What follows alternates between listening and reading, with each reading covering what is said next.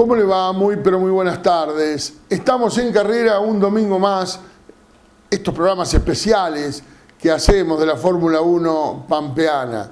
Estos recuerdos que usted tiene ganas de verlos, de vivirlos una vez más. Usted que fue protagonista tal vez, o por lo menos estuvo en los autódromos donde la Fórmula 1 pampeana corrió. Bueno, yo creo que la palabra de los protagonistas a usted le debe interesar. Y es por eso que estamos reviviendo esa época tan magnífica que tuvo el automovilismo pampeano. Esas épocas de oro, de gloria que se vivió en la década del 70, en la década del 80 y de los 90. Esa época ya pasó, ya la Fórmula 1 pampeana no está más en la pampa, ya el rugir de los motores no es el rugir de aquellos motores. Hoy la Fórmula 1 está reposando, los dirigentes están reposando. Hay algunos autos que cada tanto se ponen en marcha. Y claro, es la vida misma que hace que uno tenga la necesidad de escuchar la sinfonía de esos motores, tanto Ford como Chevrolet. Esa sinfonía que algún día a usted lo capturó. Bueno, nosotros también fuimos capturados por esa sinfonía de los motores de aquellas épocas, de la potencia, de ver entrar 2 o 3 autos juntos en un curvón acelerando a fondo, ver, por supuesto, a Heraldo Medrano, el Corcho Conte, el Vasco Bongiovanni, los Keegan y tantos otros, entrar todos juntitos en un curvón porque están viendo la bandera a cuadro y a ver quién llega primero. Todo eso uno lo quiere tener frente a uno, ¿no? Permanentemente. Y bueno, y esto de haber hecho algunos programas con los pilotos realmente nos ha llenado de alegría. Y no solo a nosotros, que hemos perdido en alguna oportunidad algún lagrimón, sino a aquellos pilotos que realmente lo vivieron y que estuvieron frente a ustedes a través de las cámaras. Es el turno de Omar Darío Conte, del Corcho Conte. Hoy ya ha dejado de ser piloto para dedicarse a la mecánica, la preparación de motores de competición. Estuvimos en su búnker, estuvimos en General Hacha hablando con él. Y así comenzaba esta nota donde revivíamos, por ejemplo, lo que la actividad del piloto, donde nos contaba cómo había arrancado y bueno, y cómo se sube a un auto de competición. Omar Darío Conte, Omar Darío Conte, el Corcho Conte, aquí con nosotros. ¿Lo vemos juntos? Bueno, gracias por recibirnos en tu lugar de trabajo, Omar Darío Conte. O te digo Corcho. Como quieras vos. No te vas a enojar, así. No, para nada, para nada. ¿Cómo estás? ¿Bien? Bien, bien, realmente bien. Contento de que hayan venido y... Al final llegamos. Al final llegaron, después de varias veces que estuvieron, y bueno, lamentablemente yo no estaba en Hacha. Y muy contento realmente con el programa que se dedicaron a hacer y muy feliz porque... ¿Has visto algo? Realmente me faltan algunos programas de ver, pero sé que están en computación y lo vamos a poder mirar. Y ya te digo, muy feliz por lo que están haciendo por lo que hicimos nosotros, ¿no? Justamente ustedes son los responsables de que nosotros estemos intentando revivir determinados pasajes de la vida del piloto, ¿no? Que fueron ustedes, pilotos y preparadores. Sí, realmente fue algo que, bueno, obviamente ustedes mismos lo dicen y fue algo que creo que nunca más va a volver a suceder, haber tenido la categoría que tuvimos y uno hace fuerza para que esto realmente continúe, que gracias a Dios lo están haciendo ahí en la provincia de Buenos Aires. Bueno, yo pude ir a una carrera a verlos y realmente es el verdadero automovilismo que nosotros hicimos. Bueno, pero vuelvo a decirte lo mismo, no va a volver a ser los 30 y pico de autos que teníamos cuando, gracias a Dios, inclusive me tocó ganar con semejante cantidad de autos y semejantes pilotos, ¿no? Vamos a arrancar para contarle a la gente, porque yo creo que en el ámbito nuestro del automovilismo te conocen todos, como motociclista, como piloto, como preparador, pero ¿cómo te iniciás? ¿Arrancás primero con el motociclismo? ¿Hiciste karting? ¿Qué hiciste? Sí, mirá, un poco a escondidas de mis padres, lo primero que adquiero y compro era una moto, una Puma, que inclusive la empecé a hacer en el garaje de mi casa sin que la vieran mis padres. Y bueno, ahí fue cuando empiezo a hacer mi carrera deportiva de querer correr en Speedway. Inclusive me acuerdo que un amigo de Acadiacha me llevó en un Taunus en esa época, con la moto en el baúl, a Taliba Roca, donde estaba Carrera, la familia Carrera, la cual me hicieron un motor y me acuerdo que lo probamos alrededor de la plaza de una Taliba Roca sin caño de escape, porque no teníamos escape. Esa fue mi primera aventura dentro de los fierros. E inclusive después que la terminamos y toda la moto, yo me quería venir andando de Taliba hasta acá. Y tenía muy poquita capacidad el tanque de nafta, así que tenía un tanquecito de nafta lleno y un bidoncito de 5 litros. Y arranqué para Hacha. Y bueno, un poco tuve la suerte de que en ese momento pasa Julio Vicén, que era el que traía la Coca-Cola Hacha, que era un señor de acá de Hacha, el papá del Piojo casualmente. Y así que me cargó en el camión y pude llegar a Hacha con mi primera moto de carrera. Claro. Y ahí empecé a hacer las primeras... ¿Cómo te la rebuscabas para comprarla, para pagarla, para hacer el motor? ¿O trabajabas? En esos momentos estudiaba yo. Inclusive un poco nos ayudaba mi vieja, mis amigos, pero se hacía todo sin costos en esa época. Claro. Yo, por ejemplo, después de eso, inclusive empecé a correr en motocross y la moto la hicimos en el taller de mi tío Miguel, hermano de Lucas y de Goyo, de lo que estábamos hablando recién. Sí. Y con Néstor y los demás amigos de Néstor hicimos, inclusive en un momento estaban los 3 tornos en marcha haciendo hasta los amortiguadores. Y ahí empezamos a hacer la incursión en el motocross. Cuando se inaugura el Diógenes de Santa Rosa, ahí gano mi primer carrera de motocross que se corría ahí en el Diógenes y fuimos a correr a Macachín, me parece, algunos lugares así. Y ese fue el inicio, pero ya te digo, económicos no teníamos ningún tipo de gasto, porque lo hacíamos todo a pulmón se hacía. Cuando había que comprar algo, sí, se complicaba, pero de alguna forma u otra ya no me acuerdo, cómo le buscábamos la vuelta para comprarlo. Inclusive yo me iba a Bahía, por ejemplo, con un cajoncito de madera que metía el cilindro adentro a rectificar el cilindro y a hacer la parte del cilindro con un alemán que le hacía la mayoría de los motores de Mille, de Speedway en Bahía, y yo me iba en el colectivo a hacer el cilindro y venía con ese cajoncito de madera donde me iba el cilindro con el pistón adentro, así que era hermoso. Todo lo que hice yo realmente sí, y realmente fue muy lindo. Che, Corcho, ¿y cómo se te da por subirte a un monoposto, a un auto de fórmula? Mira, bueno, pasaste ya no existía más la Fomento, la Limitada que habíamos, que recién también hablábamos. No, yo por ejemplo, para que vos te des una idea, cuando era muy chico teníamos el auto de los hermanos López, de la escudería El Grillo, lo tenía enfrente de mi casa, correcto, de Onofre y de sí, el hermano Alfredo, no, ahí no me acuerdo.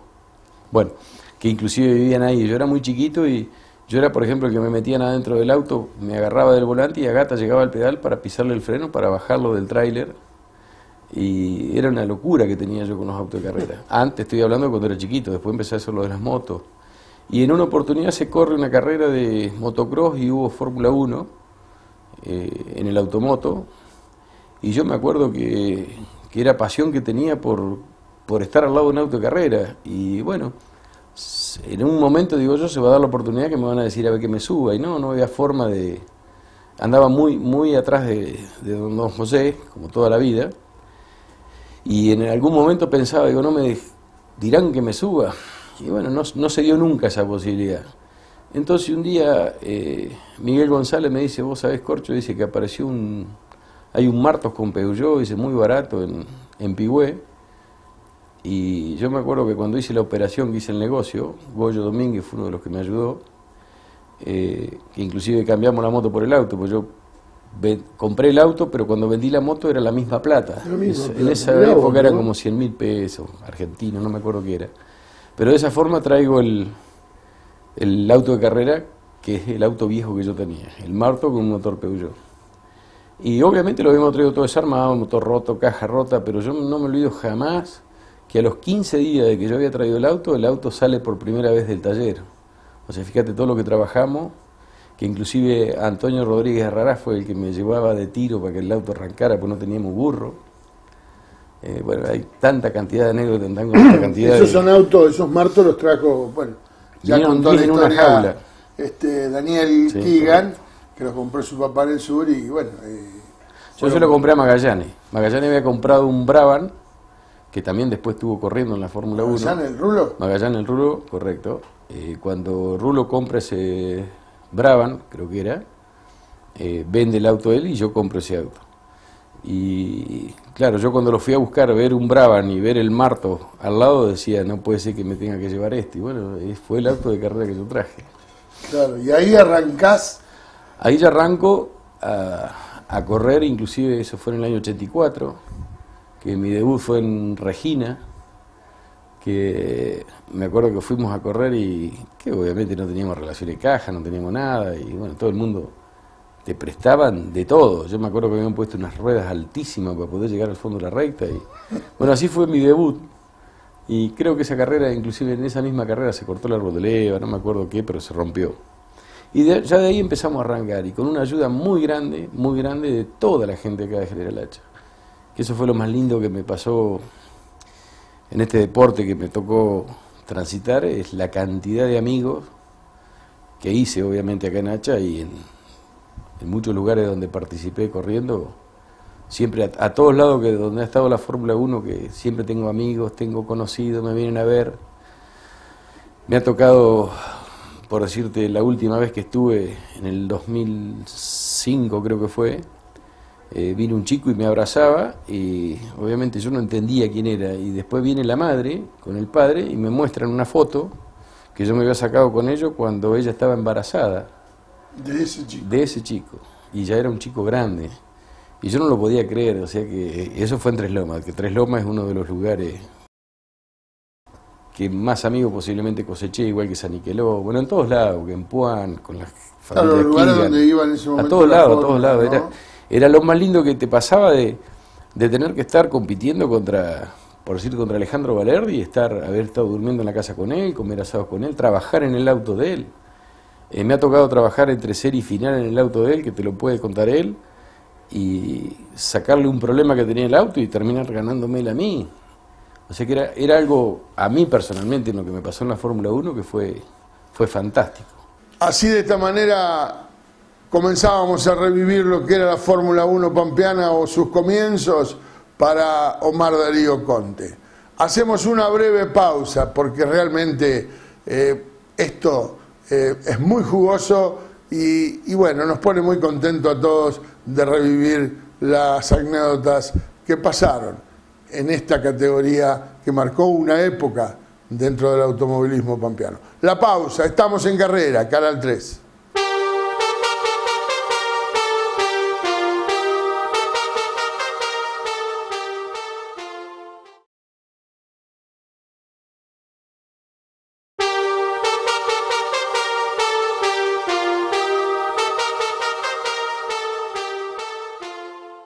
Comenzamos este segundo segmento de este programa especial de la Fórmula 1 pampeana y por supuesto el agradecimiento a las autoridades de Canal 3 que nos han permitido este mes que no ha habido fútbol poder estar todos los domingos a las 3 de la tarde. Seguimos en esta charla con Omar Darío Conte, el Corcho Conte, hoy preparador de autos de competición, preparador de motores de competición. Y en esta conversación el Corcho nos hablaba o nos decía fuera de micrófono que bueno, que le gustaría tener un encuentro realmente con Daniel Keegan, que le hizo muy bien verlo a Daniel Keegan en nuestro programa.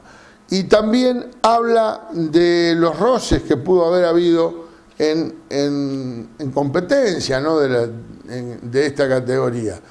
Y también nos dice de que en el año 84 obviamente era el Benjamín de la categoría, porque era el más jovencito de todos. Lo vemos juntos aquí por Canal 3. Me acuerdo las palabras que dijo Daniel Keegan, dice, éramos rivales en la pista y amigos en la calle. Sí, sin ninguna duda. Sin ninguna duda. Y te lo voy a hacer público, que te lo dije hace un ratito. Una de las alegrías de los programas tuyos fue haberlo visto a Daniel. Realmente me emocioné muchísimo y le mando obviamente un cariño muy grande porque éramos muy amigos. Tanto con el Vasco Giovanni, con el Negro Medrano, con todo. Gracias a Dios, hasta el día de hoy, con todos los que me encuentro, siempre es un abrazo y te pones a charlar y necesitaría semanas para poder seguir conversando con ellos. Sí, Corcho, y por ahí había algún roce con pilotos, porque, o sea, esta pregunta se la he hecho a los otros también, a los otros pilotos que he entrevistado, pero te lo hago a vos. ¿Había posibilidades de roce? ¿Había alguno que a lo mejor, por ahí sin dar nombre, ¿no?, pero había alguno que no se adaptaba a los grupos, a charlar, a estar juntos, a colaborar cuando a vos te faltaba algo?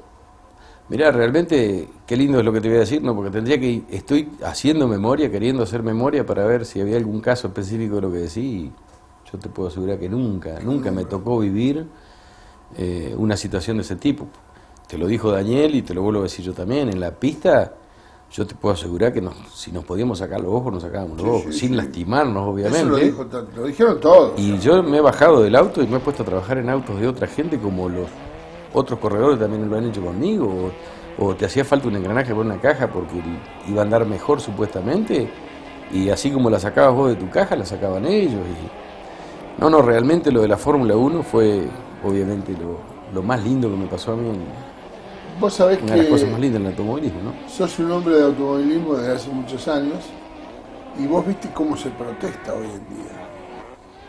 Hoy, porque a lo mejor seguramente lo habrás visto, lo habrás palpado en el Supercar o en alguna otra categoría, o en el Safari, donde podés estar allegado vos, el TC Pampeano, y se protestan todos los fallos. O sea, con o sin razón, no sé, pero en la época que vos corrías, acatabas las órdenes de los dirigentes y punto. Sí, a mí me ha tocado, por ejemplo, te cuento un caso específico, Hacha, salimos a clasificar, en esa época se metían los números de los autos en un sombrero, se sacaba el número y si salías primero, salías a clasificar primero por el tema del riesgo era. Me toca a mí con el Negro Medrano, sale el Negro Medrano y no sé, no me acuerdo quién más, ¿no? Pero lo que sí me acuerdo que hacer un trompo el Negro Medrano era muy raro, ¿no? Sí, sí. El Vasco también estaba en esa misma tanda de clasificación. Yo obviamente no sé si hice un trompo por curva, no había forma de poder ir arriba a la pista del barro que había. El Vasco Giovanni cortó una biela del Chevrolet patinando entre el barro. Y me acuerdo que cuando me bajé del auto me fui derecho a quejarme y estaba Carlitos Mansi con Nico Dazo en el medio de la pista. Y me miraban y no me contestaban. O sea, y yo protestaba y tenía ganas hasta de pegarle, de la bronca que tenía por todo lo que había pasado. Y justo era en Hacha. En Hacha nosotros cuando había una carrera acá estabas con tu gente, así que una bronca. El auto funcionaba perfectamente bien. Yo todavía me acuerdo que siempre les reprochaba eso. Le digo, el Negro Medrano hizo un trompo, el Negro Medrano. Yo no me quejaba de lo que me pasaba a mí. Como diciendo, escuchame, si hizo un trompo Medrano no podíamos clasificar. Y lo único que me dijeron, ¿por qué no paraste? En la grilla no hubieses iniciado la clasificación. Entonces el error era mío. Yo mismo tendría que haberme parado en la pista y esperar que la pista se abriera, por decirte. Casos así, después de quejas así de toques y eso. Yo me dieron un premio a las 100 carreras y creo que corrí 140. Y no te puedo decir de casos específicos así, de decirte a fulano de tal le pasó tal cosa algún día. Si pasaba alguna vez era muy raro. Y si hablas con los dirigentes que teníamos en ese momento, ellos mismos estaban felices de los pilotos que tenían, o sea, del comportamiento que teníamos en pista. Yo, por ejemplo, la mejor carrera que me tocó correr fue en Sariqueló, con el Vasco Giovanni, y yo mismo arriba del auto iba pensando lo que está disfrutando el público de afuera, porque era cierto, el Falcon de él era un silbido que se escuchaba en la pista y el Chevrolet mío era otro. Y yo notar como que el Vasco me hacía con la cabeza, dale que hay lugar para los dos, porque doblábamos los dos a la par, derrapábamos los dos. Sí, eso era nos pasamos, no me acuerdo la cantidad de veces que nos pasamos hasta que a mí se me rompe, la segunda me acuerdo, saliendo de la horquilla veo que se rompe la caja, pongo un cambio que entró cuarta y lo dejé ahí al auto. Y termino segundo. Y atrás venía Flavio Soler peleándose con Negro Medrano haciendo el mismo espectáculo. Entonces yo decía, qué cosa linda, y después bajarte del auto y abrazarte con el contrincante que habías estado, ya te digo, con el Vasco, con Daniel, con los chicos de Soler, con Lalo, por ejemplo, cuando nos conocimos era, qué sé yo, te brindaba todo lo que tenía, nosotros, siempre, por eso te digo, siempre a mí me tocó vivirla muy lindo, porque si ¿vos eras uno de los más chicos? Sí, cuando, inclusive en la época del Negro Acre, me decían el Benjamín, porque era el más chiquitito de la categoría en el año 84. Y después, bueno, se fueron haciendo pilotos nuevos, pero yo desde el año 84 hasta el 2002 tuve una continuidad de correr una sola vez cuando me rompieron que me choca R en Sariqueló, que se me destruyó el auto. Estuve como 6-7 meses parado hasta que hice el auto que tengo hoy. Fue el único tiempo que estuve parado en la Fórmula 1, pero te vuelvo a decir lo mismo, es una de las cosas más lindas que me pasó de lo que es el automovilismo en sí. Inclusive después sentarme en algún supercar, sentarme en safaris y acelerar y voy a decir, esto no es lo que hacía yo. Inclusive una de las cosas que más me llamó la atención fue una vez que anduve en un karting cajero de un chico amigo que viene al taller acá, del Negro, Beck. Me llamó mucho la atención porque era muy parecido a lo que yo hacía y me dejó andar hasta que me cansé arriba del karting y me gustó, pero no es, te vuelvo a decir lo mismo, no es la Fórmula 1. Así finaliza este segundo segmento de nuestro programa de hoy. Les quiero ir comunicando que no vamos a poder pasar todas las imágenes y la palabra de Conte en un solo programa. Desde ya le voy adelantando que la última parte de este programa lo vamos a ver el jueves a las 22 horas por este mismo canal, obviamente. Nos vamos. Enseguida retornamos con más vivencias de la Fórmula 1, la palabra del Corchito Conte. La pausa.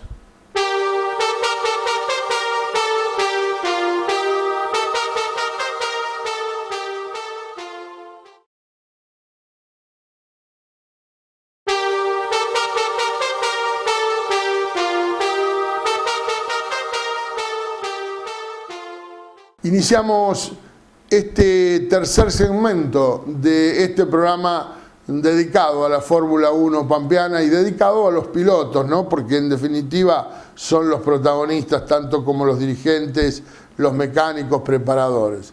En este caso, hoy es preparador, pero en su momento fue piloto de motos, piloto de Fórmula. Aquí está la palabra del Corcho Conte. Nos hablaba de los pilotos, cómo eran en la pista, pero también en un momento, en una carrera de safari, se vio un auto de Fórmula 1 pampeana acelerando en la pista, en General Hacha. Era él. De este tema nos habla Omar Darío Conte. Lo vemos juntos. El otro día te vi en un video, en una de las últimas carreras, creo que de safari acá en Hacha, te vi que pusiste en marcha el auto y te diste unas vueltas. ¿Qué sentís cuando te volvés a subir al auto, a ponerlo en marcha? Pues lo debés tener intacto, pero el hecho de ponerlo en marcha, de acelerar, de doblar, si bien va solo, pero... Mira, cuando se inaugura la pista esta de safari en el automoto, no ahora, sino hace un año, 2 años atrás, uno de los chicos que anduvo siempre conmigo, el Ariel Galván, que se hizo desde chiquito conmigo con el auto de carrera, me dice, Corcho, dice, no te animás, date unas vueltas, que la pista ha quedado, parece una de Fórmula 1. Y me gustó la idea. Entonces, te digo más, ni siquiera la fui a ver. Y bueno, fue un poco una sorpresa para el público también, porque no lo sabía nadie, y lástima que se tenía que hacer muy temprano por el tema de que arrancan las categorías corriendo y una vez que entran los safaris después se rompe todo. Se rompe todo, sí. Pero yo te puedo asegurar que cuando di la primera vuelta, porque yo en este auto nunca pude correr en el automoto con este chasis. Y bueno, la primera vuelta me tocó no poder mirar, no podía mirar porque era tanta las lágrimas que se me caían de la emoción que me había agarrado, que bueno, obviamente después me pude sacar las ganas y acelerar y no quería hacer ningún papelón ni nada, pero te puedo asegurar que no se podía acelerar de lo feo que estaba el circuito recién presentado por el Safari, para compararlo con lo que nosotros hacíamos, ¿no es cierto? Pero igual. Tendríamos que organizar, porque según Medrano no tiene problema en subirse. Y el Vasco con Giovanni, yo quiero correr. El único que no quiere es Daniel, o sea, en el sentido de que no quiere hacer una carrera, pero una exhibición, bueno. Y una exhibición yo calculo que se podría hacer. Yo te digo, en mi auto, hoy por hoy está para meterlo, tirarlo en una pista y no creo hacer ningún papelón. Inclusive fue un auto que yo nunca me cansé. Cuando yo hice este auto, lo primero que hicimos fue la parte del cockpit, fue haber hecho la parte de abajo, donde yo me sentaba, y yo te puedo asegurar que me bajaba, capaz que transpirado, pero cansado de decir no doy más, jamás, porque era un auto muy cómodo y aparte era un auto muy dócil para manejarlo. O sea, mientras iba de costado estaba todo bien, el problema eran los frenajes o cuando ibas con 2 o 3 autos adelante o atrás, porque en la fórmula había que acelerar sí o sí, porque no te olvides que atrás también tenía gente que venía muy rápido. Exacto. Y que no te veían. Y a propósito de eso, ¿quién era el piloto que era más duro, que había que cuidarse más, o al que no le podía dar ninguna ventaja porque se te iba? Y cuando a mí me tocó iniciarme en esto, yo trabajé muchos años para que el Vasco Giovanni con el Gato Gallo de Don José no nos sacara la vuelta. Para que vos te des una idea. Nosotros trabajábamos... Que no le sacara la vuelta, correcto, o sea que correcto. Aceleraba... A mí me tocó decirle al Vasco, ¿por qué no desacelerás un poco? Dice, posiblemente nos ganaba por más de medio circuito. Era infernal lo que andaba el Chevrolet ese con el Vasco arriba. Y él en un momento me dijo, ¿sabes qué pasa? Que si levanto la pata me desconcentro. Claro. Me desconcentro. Y a mí me tocó una vez ganar en San Niqueló y él se había quedado, y cuando terminó la carrera lo traje. Y él, a las vueltas anteriores, me hacía seña que le levantara, que venía en San Niqueló fue. Entonces me acordé de esa anécdota. Entonces él me decía, ¿por qué no le levantaste cuando lo traía conmigo en el auto? Así que me levanto la mica y le digo, porque me desconcentro, va. Así, de esta manera nos vamos a la pausa del tercer bloque del día de hoy. Y recuerde que la segunda parte, el próximo jueves, a las 22 horas, por Canal 3, la última partecita con Omar Darío Conte. Pero ahora ya se viene el cuarto segmento. Enseguida estamos en carrera por Canal 3.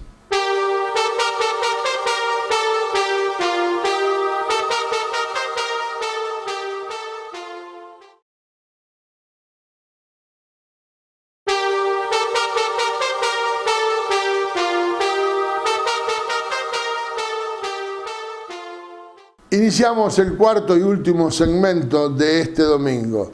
Y claro, no queremos terminar nunca, siempre decimos lo mismo, pero la hora pasa volando y la Fórmula 1 pampeana sigue siendo rápida en la pista y rápido en los conceptos.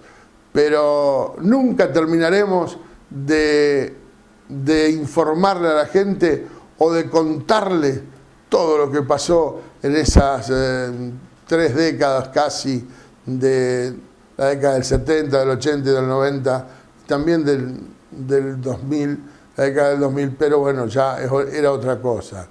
Pero nunca nos vamos a terminar de desayunar de todo lo que pasó y de las vivencias, de las anécdotas de estos pilotos que realmente marcaron a fuego una época dentro de este automovilismo nuestro. El corcho Omar Darío Conte habla de las vivencias, de las anécdotas pero también habla de los dirigentes y es muy emocionante lo que dice. Lo vemos juntos aquí por Canal 3, estamos en Carrera. ¿Cuántas anécdotas lindas, no? No, yo ya te digo, es un tema que te vas a dar cuenta con todos los que estés de nosotros, así que no podés terminar de hablar, te vienen muchas emociones, muchos recuerdos, por ahí lamentás un montón de cosas que te quedan que no nos van a salir ahora. No importa, no nos vamos a acordar, por decirte. Pero lo único que te voy a decir es que este no va a ser el único programa con vos. Vamos a volver en otro momento. Esto lo cuento al aire porque tenemos que adaptarnos un poco a los espacios del canal, ¿no? Correcto. Entonces, esta primera charla que tenemos, tan amena y tan cordial, y gracias por habernos recibido aquí en tu casa, en tu lugar de trabajo, se va a volver a repetir, como le dije en su momento a Carlitos Mansi. Y hablando de Mansi, la dirigencia. Háblame un poco de la dirigencia, más allá que la dirigencia de la mayoría eran todos de Hacha. Mira, ¿no? yo fui uno de los, te diría de los de acá de Hacha, por lo menos creería el único, y de los pilotos de afuera, obviamente, que no tenían la oportunidad de estar en las reuniones. Yo he estado en reuniones, para que vos te des una idea, de la Fórmula 1 con el automoto, y se sabía pelear por un 5% de que no se podía hacer una carrera que era el 5% de lo que se recaudaba. Plata que en ese momento me daban ganas de sacarla a mí del bolsillo. Sí, señor. Y, o sea, yo participaba muchísimo en las reuniones de la Fórmula 1, siempre cebando mate. O sea, cebando mate, y si había que hacer algo, lo salía a hacer, si había que repartir algo. Estaba siempre muy abajo de los brazos del Negro Acri, de Carlitos Mansi, de toda la gente que estuvo siempre. No hacía falta que yo les dijera que contaran conmigo, ¿no es cierto? Pero siempre estuve muy, muy cerca de la Fórmula 1. Inclusive totalmente distinto a lo que se hace ahora en las comisiones, ¿no es cierto? Porque toda esa gente trabajaba ad honorem, se perdían horas, pero y horas de trabajo, discusiones, viajes que se hacían, y todo se hacía juntando la plata de alguna forma u otra, pero nunca nadie cobraba un peso en esa época. Por eso lo habrás escuchado también en algunos otros reportajes, que nosotros ganábamos plata. O sea, ganábamos plata, no perdíamos plata. Yo cuando compro este auto, el furor fue Tres Lomas. Le compro este auto a Guillor, y yo con lo que terminé el auto también, que le pusimos enseguida el motor Chevrolet, porque era para un 4 cilindros, fui a correr y recaudé el 80% de lo que había comprado el chasis, en lo que me pagaban de prima de partida. O sea, para que te des una idea vos, está bien, posiblemente el auto me lo vendieron barato, ¿no es cierto? Pero en esa época pero te hablo no importa, pero había que pagarlo. Había que pagarlo, correcto. Yo me acuerdo que esa entrega hicimos y a los 15 o 20 días ya el auto estaba pagado. Y ya te digo, de la dirigencia que hubo en Hacha, puede haber habido algunos chispazos, ¿no es cierto?, entre uno y otro, porque, vuelvo a decirte, la memoria no me va a decir, fulano pasó tal cosa con mengano, pero siempre hubo el caso del Negro Acri, por ejemplo, que dejó horas y muchas horas de trabajo en la Fórmula 1, como después Mansi. Yo lo escucho hablar a Carlito, por ejemplo, cuando hicieron los programas tuyos, y cuenta cosas que yo las viví, pero no me las acordaba, por ejemplo, o cómo fue el seguimiento de las comisiones que hubo. En el caso, Claro. por decirte, me estoy acordando de mi primo de Tabuja, que también estuvo en las comisiones de la Fórmula 1, de la época de Campanella, de Jorge Rodríguez, de un montón de chicos de acá del pueblo que viajaban en 2 autos. Se viajaba en 2 autos, se pagaba el consumo que tenían de combustible. Si por allá, por decirte, se rompió una cubierta, había que se pagaba, pero nadie cobraba un peso. Y vos por ahí los escuchabas a ellos. Che, yo a mi Dodge le hice, no sé, 45.000 kilómetros en el año.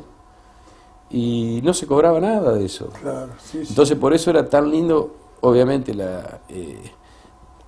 se le ponía mucho amor, que no quiero decirte con esto ahora que no estén haciendo lo mismo, pero hoy por hoy, un banderillero antes no cobraba, ahora tiene que cobrar.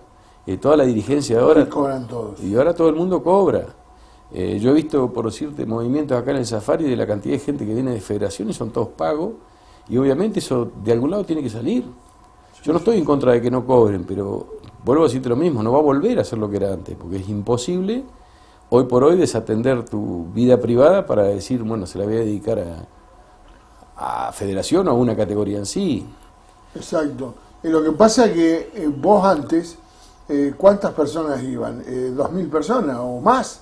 Y en Tres Lomas creo que llegamos a meter 4.000 y pico. Bueno, con la recaudación ya se podía hacer un montón de cosas, más algunas publicidades que se conseguían de afuera. Sí, sí. Te daba la posibilidad de pagarte el viático, no sé cómo se llamaba. Y era muy sencillo, mira, había un monto total de recaudación en el cual se arreglaba con un porcentaje con el club. Claro. Lo que recibía la categoría, se sacaban los gastos que tenían ellos, se sacaba un pequeño porcentaje para la entidad, para mantener la sede, Sí, seguro. para hacer la fiesta de fin de año, por ejemplo. De ese número se pagaban los premios, porque te daban un premio X moneda al primero, al segundo, al tercero, al cuarto, hasta no sé hasta dónde. Vale. Y seguía sobrando plata. Y esa plata, lo bueno que tenía, se pagaban los viáticos que tenían. La categoría sabía qué cantidad de kilómetros recorría yo o recorría Cáceres, por ejemplo, del Centenario. Entonces se le pagaba un monto de viático y seguía sobrando plata. Y esa plata después se repartía en la cantidad de pilotos que habían clasificado. O sea, el piloto que largaba, le bajaban la bandera para clasificar, ya cobraba lo que se llamaba prima de partida. Vos cuando llegabas y te encontrabas con el sobre, era tan bien organizadito todo, que agarrabas un sobre en el cual estaba la plata, el efectivo adentro, y te decía todos los datos, desde la devolución de la entrada que pagabas cuando llegabas al circuito, por eso pagaba todo el mundo. Sí, a mí me devolvían la mía y la de un mecánico, por ejemplo. Creo que 2, no me acuerdo bien. Pero te hacían toda la devolución por recibo. O sea que era una cosa toda muy transparente, que es lo que siempre dije yo, cuanto más transparencia hay en este tipo de cosas, cuando hay instituciones de por medio, cuando mejor funciona todo, correcto. Lo mejor. Así, de esta manera llegamos al final de este programa. La verdad, no queremos cortarlo, pero no hay más tiempo. Se terminó.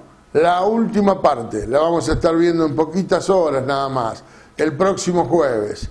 El próximo jueves estaremos con los últimos minutos de lo que vivimos en General Hacha con el Corcho Omar Darío Conte.